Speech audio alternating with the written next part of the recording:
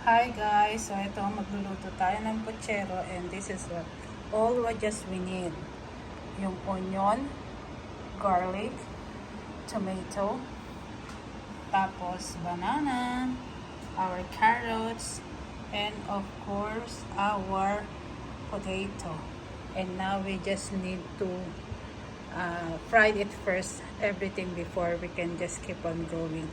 But this time kasi, ang gagawin ko is I'm just going to iano ko na lang muna, nilaga ko na muna yung karne to make it easy para napalaga ko siya ng mas malambot and then we can just cook. Tara na, samahan nyo ko. So yan guys, pinapakuloan ko na yung karne. Yan ang para mas maano na siya, mas malambot na siya ganun. And to make it we can just keep on going. Tapos try na natin i-fry ang ating mga gulay muna. So yan guys, start na muna tayong mag-fry ng ating mga gulay. So we just have to wait a little bit na uminit siya.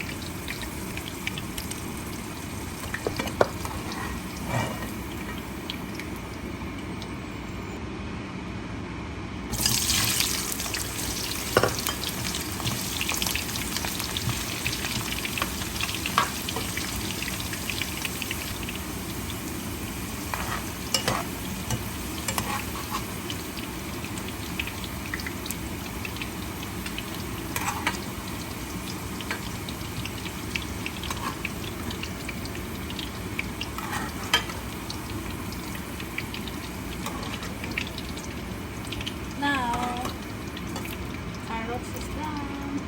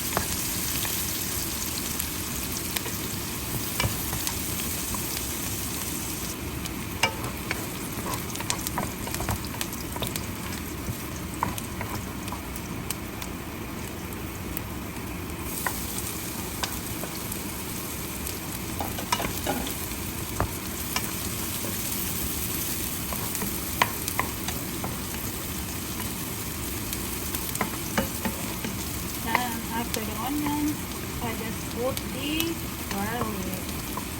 So, konting lang siya. Konting gisa-gisa until most of it is brown. Then we can just put our tomatoes.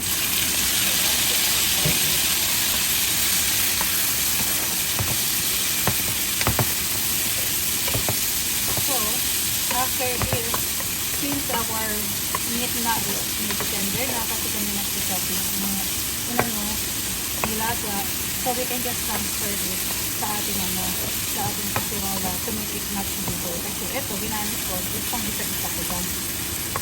So ganyan lang siya guys, and then after that, transfer na natin. Konting luto lang yung kamatis. So ayan guys, luto na natin kamatis. Now we can transfer to our kasirola since our kasirola is already basic. So transfer ko lang siya. So just like that. Yan, tumutubo ng ating ano. So, we can just transfer this. Para mag-ish. Para sa soup. Diba? There you go. So, yan guys, ang ating. So, konting ano na lang. Since tender na siya, ang ating ano, ang ating meat. So, you guys see? Tender na talaga siya. So, pwede na natin siya ilagay ang ating mga gulay para at least sabay-sabay na silang magluluto. So, yan, maglalagay na tayo ng konting patis para mas lalo siyang lumasa. And of course, kung prefer ninyo lagyan ng asin, lagyan na ninyo siya ng asin. Just a little bit. It depends sa taste ninyo. So, you guys can just put it. Ating black pepper.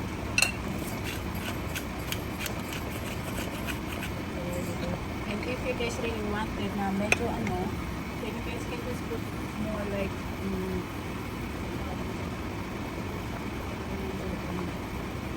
anghang, then you can just put it more. Ayan, so ilagay na natin ating mga gulay. Malapit na tayo. Everything, ilan ang ginsan natin. Para pagkakaroon ng ating lasa. So guys, now you see guys, kaya ako binilagay sa malagyan ng lutuan, just to be sure na mailan natin. And at the same time, I prefer kasi na ilaga ng kaagad ito ng ribs. Kasi para at least less mantika na din siya. Pero mas gusto kasi talaga siyang ganyan. And now, since na medyo marami na siya, kaya na-relish ko yung kamatis ko is enough. So ito, meron akong tomato paste dito. So yan guys, palagyan ko siya ng konti. Kasi tomato paste siya, it means na ano siya, na maasin. So I prepare na lang na yan mo lang siya palagyan. Just make sure na kasi nga, so one is cook of this, that one is really good for me. Kasi maasin talaga yun.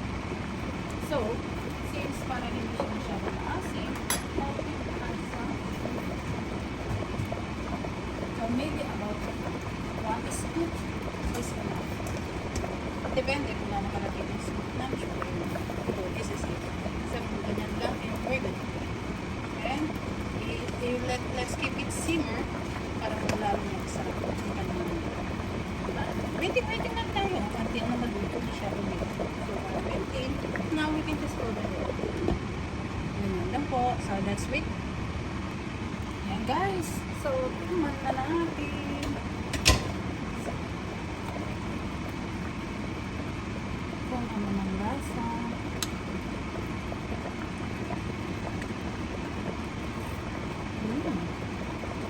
Masarap na siya. Tamang-tama guys. Masarap mag-ano din ng sarap. So, pwede na natin ilagay ang ating cabbage. Oops! Yun nga pala nakalimutan kong picture ito nyo. Yan, cabbage. Ito ang ating cabbage. Ay, ayan. Ang ating cabbage. So, ilalagay na lang natin siya. And then, ready to eat na siya after. Nakakatuwa naman. Nakaluto na tayo. Yeah. So, ganyan lang siya. And then, let's just wait na maluto. There you go. Maluto na ang ating pochero.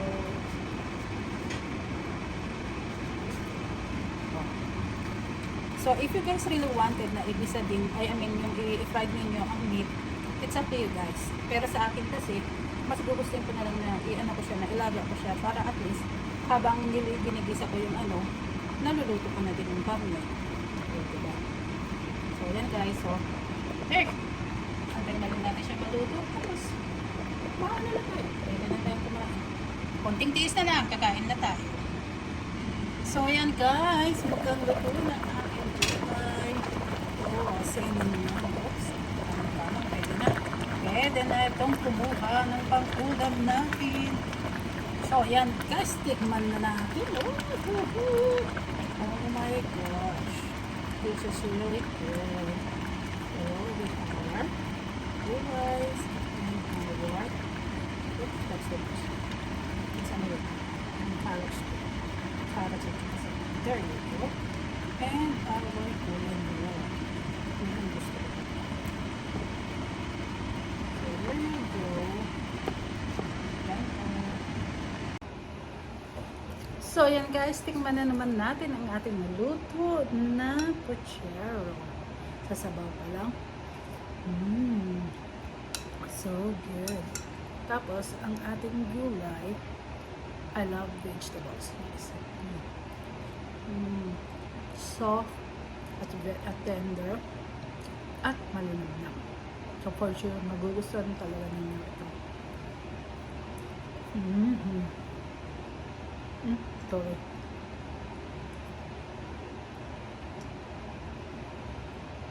Tapos ito naman yung karne niya. Tignan nyo guys. Talaga naman. Tender yan lahat. Ang reason naman na na nilalaga ko siya kasi gusto ko yung matanggal yung unang niya. Yung unang tubig na, and then I just change it to another water.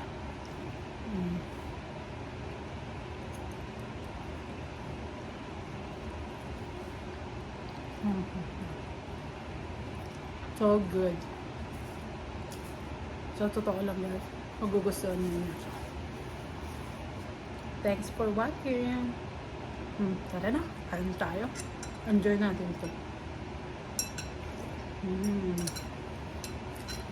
Thanks for watching ulit. Bye-bye.